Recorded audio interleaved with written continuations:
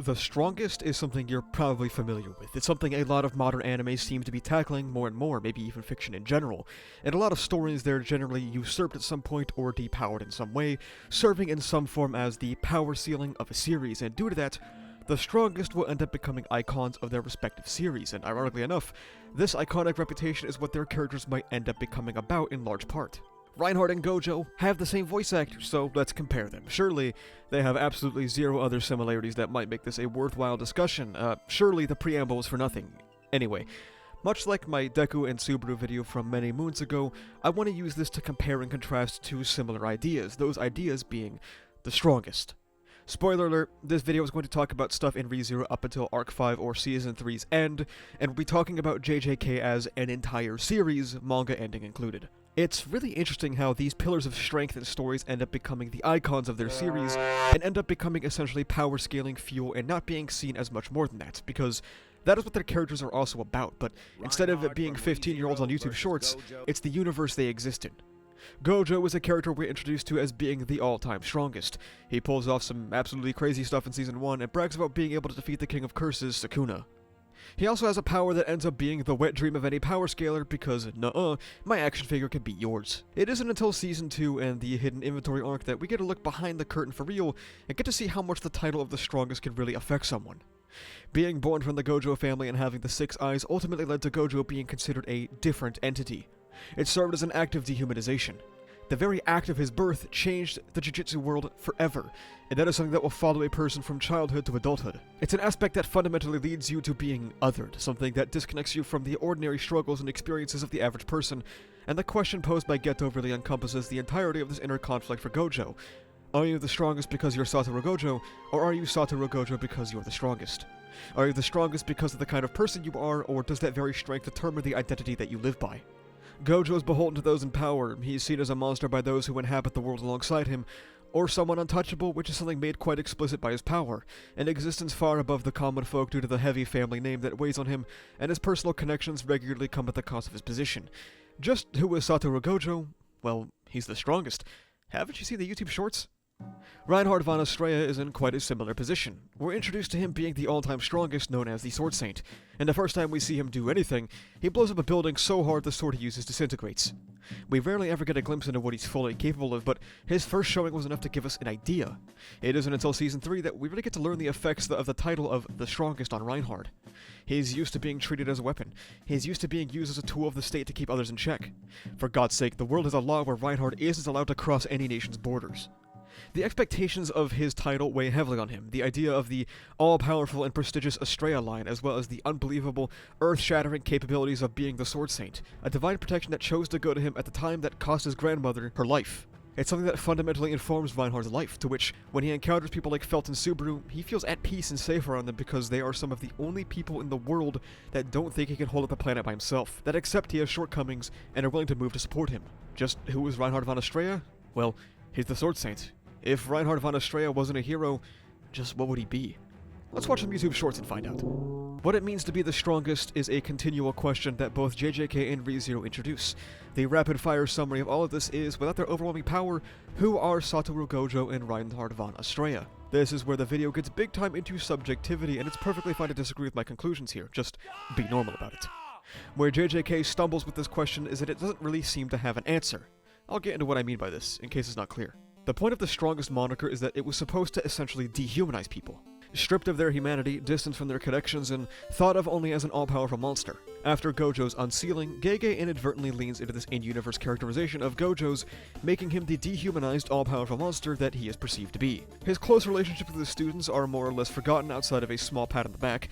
His relationship with Megumi seems to amount to nothing, as he's entirely indifferent about Sukuna inhabiting his body. He has absolutely nothing to say about anyone that died in Shibuya, like Nanami. His relationship with Shoko doesn't amount to anything. He gets no conclusion to his very personal and traumatic experience with Kenjaku and Geto's body, Kenjaku being unceremoniously killed and forgotten about, and all of these traits he's displayed prior in the series are left on the side of the road, all so that two of the strongest people can go fight each other, a la Gojo vs Sukuna. putting half the effort he used to into the strongest plotline, and ironically, giving into the in-universe characterization that Gojo is a spectacle, not a person. Of course, this could be interpreted as them sending off Gojo to war and not respecting his humanity, and I think to some extent that's a very valid interpretation. A callous send-off to war right after being unboxed, and obviously, Gojo versus Sukuna is built off the two people known as the strongest fighting each other and relating on that aspect, but considering after this fight the story just sort of ends, Gege seems to inadvertently agree with the assessment that Gojo is just a spectacle, and he isn't really a character anymore. Nobody mourns his death, his friends and borderline family are indifferent, and I know it's really easy to say, oh well, they're fighting for their lives, what do you expect them to do? Which, in my opinion, is just as bad of an argument as when people say JJK has bad character development because it's just fights. You can do development and progression in fights, just like how you can show grief and mourning in a battle shonen manga.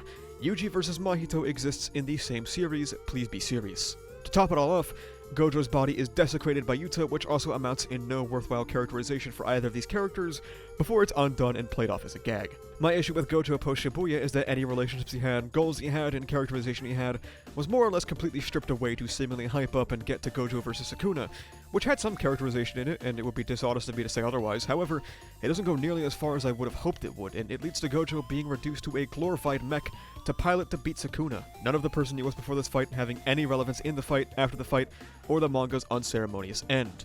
You could say that was intentional.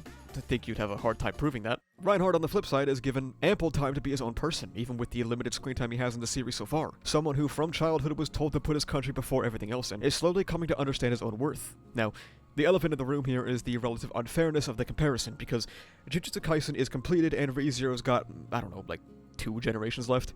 It's fair if you want to take this discussion less seriously because of that, but to me, Reinhard is a much more solid portrayal of the idea of the strongest, and I think the fight that just wrapped up in Reinhard vs. Regulus is a great example.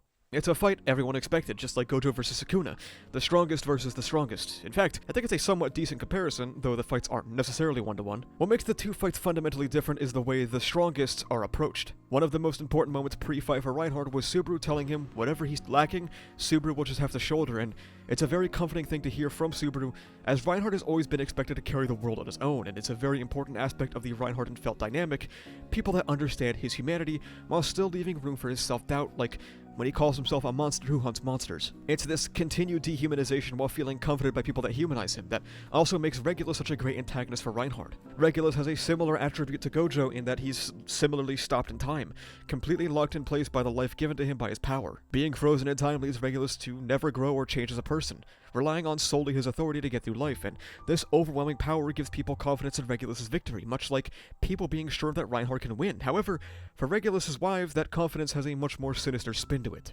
Reinhard is given a different perspective. While people think he's unbeatable, he's still an inspiring presence even with the burden that places.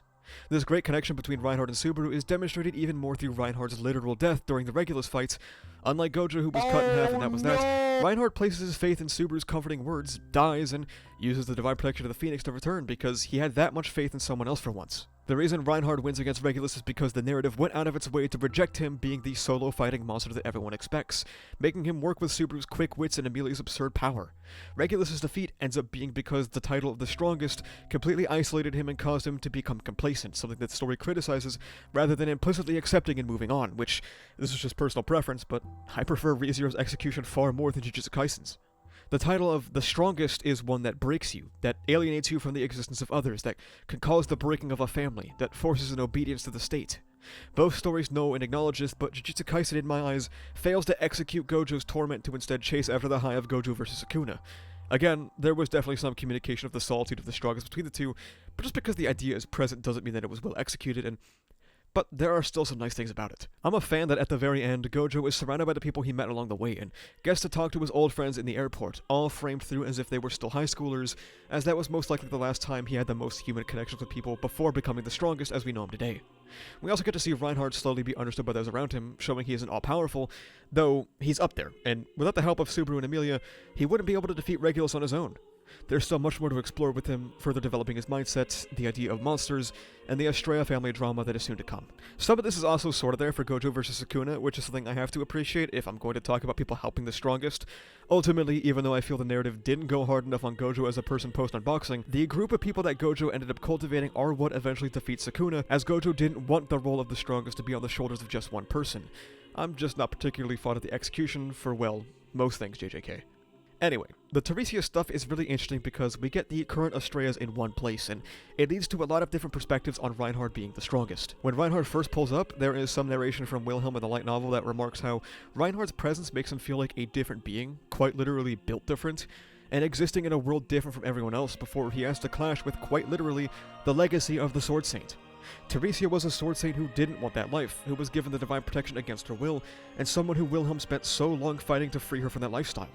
Teresia was basically humanity personified. Someone who rejected the sword, a woman who just wanted to live her life, now turned into a completely mindless and expressionless undead, fighting the man forced to accept the sword, to become the very sword itself, who can't fathom living his life, yet is the living, breathing, autonomous person in this encounter, and him slaying Teresia here is something that alienates the Astrayas further from Reinhard's existence, as Heinkel attacks his own son for truly becoming the Sword Saint now, after having cut down Teresia von Astraya, the woman who simply enjoyed flowers. This was a similar place Gojo versus Sukuna existed in, with Sukuna being the strongest that did not desire humanity, that actively rejected it, that even exists in a monster-like form to further separate him from humanity, which in my opinion is probably what eventually led to Sukuna's victory over Gojo.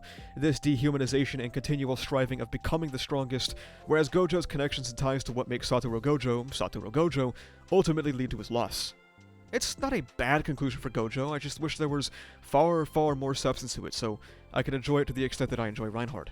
But those are my thoughts on Gojo versus Reinhard. I think Reinhard is teed up for some very good content, hopefully. Hopefully I don't look back at this and go, Jesus Christ, that was not correct, but you never know, I guess.